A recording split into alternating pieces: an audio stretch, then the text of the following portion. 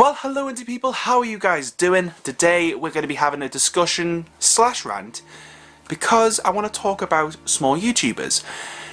Now the thing is, 99.5% of all small YouTubers that I've talked to and interacted with are lovely, amazing, really supportive. However, there's this small proportion that I find annoying for different reasons. And today I'm just going to list 5 reasons as to why small YouTubers are annoying. Now before I actually get started, this is not aimed at anyone in particular, this is just things that I've personally picked up in my nearly 2 years of being on YouTube. But of course I don't just do discussion type stuff on this channel, I also do vlogs, cover autism, various other things. So if that sounds like your cup of tea, then consider subscribing down below and also hitting that notification bell so you do not miss a video. Right, we're just going to get straight on.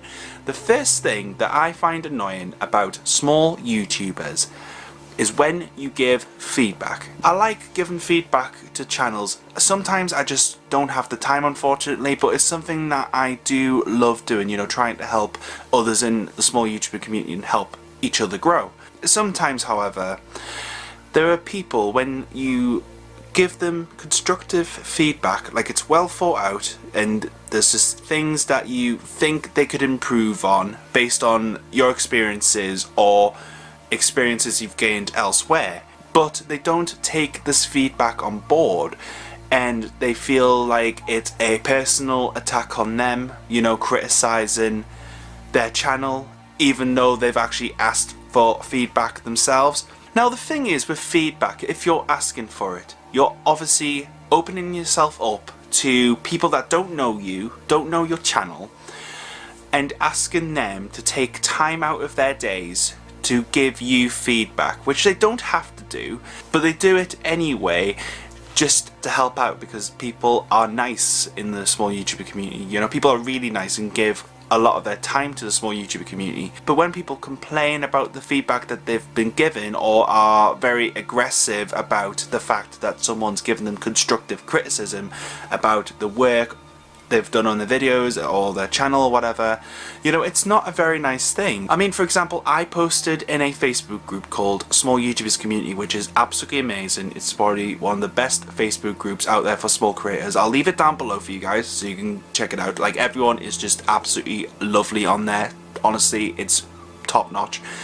But anyway, I posted on there asking for people to review my channel or give feedback on my channel because even though I feel things were doing well, there's always things that I could improve on. And the majority of people said that I should improve my thumbnails or look into different types of programs to improve my thumbnails. Do you know what? I feel really happy that I've taken that feedback on board and actually put it into practice. And now I feel like I'm actually starting to get somewhere with my thumbnails. So feedback initially can be hard to swallow, but at the end of the day, it is something that can really benefit you as a channel and you as a person, actually. Now, the second thing I want to talk about, guys, is people asking for sympathy. This is something that I see very often in Facebook groups. You'll see a creator posting about the fact that they are struggling to get views or struggling to reach a certain milestone. This is sort of linked in with feedback, because if someone posts on a Facebook group saying, I haven't had any subscriber growth, or I haven't had that many views recently, or there's not as much interaction as there once was, how can I improve that? If someone posted something like that, I would try and help them if I felt it was appropriate for me to give advice to them. But when people whinge and moan about the fact that they haven't grown in subscribers or they haven't had that many views, the question I would ask would be, what have you done to actually improve your channel? Like, have you looked at your thumbnails? Have you looked at your tags? What are you personally doing to actually improve your channel? And actually, surprisingly, I've seen a couple of occasions where people have asked that question and then the person's responded saying, oh, I haven't done anything. Like, I haven't done anything to improve my channel. No, God! Now, this is not me being cynical or anything like that. I'm just being realistic. If you put effort into your channel, like you try to improve everything about your channel, or if there's certain aspects that you feel you're faltering on. You know, if you don't put work into something that you love, like YouTube, then you're not going to see the rewards of your hard work. You know, growth on your channel will come eventually, but it's all about putting that effort in and, you know, keep driving forward. The third thing I want to talk about is money. Unfortunately, money seems to be this thing on YouTube that people want to have. People still have this idea that if you just put a video up, you're just gonna get all the money. But unfortunately, that's not the case. If you're on YouTube just to make money, then that's not healthy. In fact, it's probably the worst mindset to have. YouTube is a marathon, not a sprint. And basically, it takes a long time to even get anywhere on YouTube these days, unless you have a specific niche or target audience.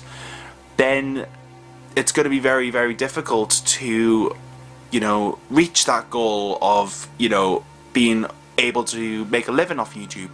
And also with the monetization rules that YouTube brought in February, you know, the fact that to be able to even be monetized, you have to have 1,000 subscribers and 4,000 hours of watch time. You know, being able to get 1,000 subscribers is achievable, you know, with hard work and dedication. The whole thing with the 4,000 hours of watch time, however, you know, that's a different challenge on its own, because there's so many variables you got to think of. And then even when you're monetized, you have to earn $60. Well, in the UK, you have to earn $60 to actually get a payout from YouTube. So yeah, it's very difficult actually earning money from YouTube. And basically, if you're just doing YouTube for the money, then this is probably not the right thing for you, because it's going to take effort, it's going to take a long time to earn anything from YouTube. And also, creating videos on YouTube should be about having a good time and having a laugh, and, you know, giving people something creative to see, or give them a point of view that's different to theirs, and just putting yourself out there for people to enjoy, you know, what you make. You know, it should be about the content, not about the money. Now, the fourth thing that annoys me about small YouTubers is when small YouTubers brag. Now, I'm just going to make this clear, it's not when people say they've reached a certain milestone, like they've reached 1,000 subscribers, say. You know, I love the fact that people are sharing their achievements with others in the community. You know, that's an amazing thing, and we should all be supporting each other. But it's when people post on Facebook or Twitter or whatever about their channel, and they're making it out to be the best thing since sliced bread. Like, they'll continuously promote their subscriber count in a negative way, not a positive way, like with sharing the fact that they've reached the milestone of 1,000 subscribers, say. They'll actually brag about how many subscribers they have and actually try to put people down because they haven't reached the same milestone as them. And this annoys me, because for me personally, it doesn't matter how many subscribers a person has. For me, it's about the actual people and what they actually bring to this channel. But then I also see creators who have 20,000 subscribers, say, and they are bragging about the fact that they've got 20,000 subscribers and just rubbing it in people's faces. The fact that you're bragging about your subscriber count or whatever, you know, it's just not necessary, it's not needed. Personally, I've never liked braggers, and when it comes to small YouTubers bragging, nah, I don't like it whatsoever. Now, the fifth and final thing that I find annoying about small creators is sub for sub. Now, if you don't know what sub for sub is, basically, person A subscribes to your channel and asks you to subscribe to their channel. And this method of promotion is complete bullshit.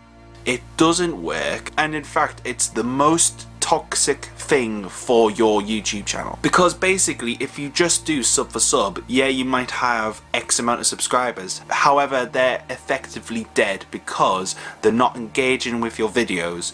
You know, they're not watching, they're not liking, they're not commenting on your channel.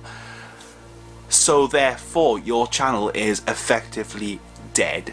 Dead, buried, in the ground. And honestly, I get at least one request a week to do sub for sub. And every time someone asks me to do sub for sub, I tell them it's not worth it, it's a pile of garbage, I'm not getting involved with it, you can just jog on. But of course people can straight out ask you for sub, but then there's these other types of saying sub for sub.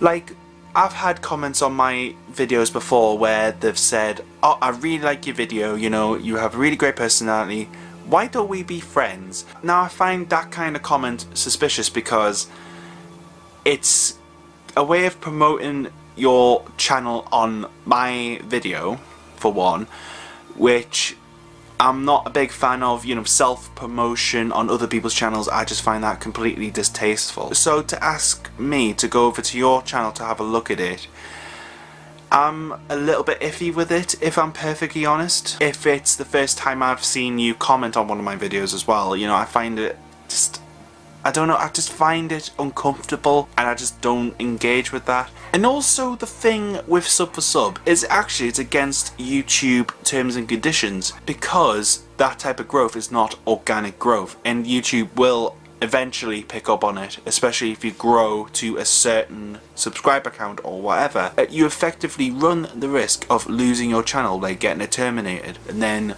poof, gone. All your videos are just gone. So don't do sub for sub, guys, if you're in the small YouTube community. It's just not worth it. The proper way to grow your channel is by interacting with other creators, you know, taking part in certain things that are happening in certain Facebook groups, for example, and then your channel will grow naturally and therefore you won't get effectively punished by YouTube for being a sub for sub bandit. And with that, guys, I think that's it for me, but I'll leave you guys with a few questions. What point of this video did you relate to the most? And also for other creators out there, what advice would you give to people who feel like they're struggling with their channels? Because I want this video really to end on a more positive note, because I've been a little bit ranty, a little bit negative, you know, and a bit too realistic. So what advice would you give to small creators out there? Let's have a conversation down below in those comments, because I would love to know your thoughts on these points that I've made. But for now, guys, if you enjoyed this video, then please give it a thumbs up, subscribe down below, hit that notification bell. Stay you, stay indie. I hope you have a really great day, and I will see you all very soon. See you later, guys.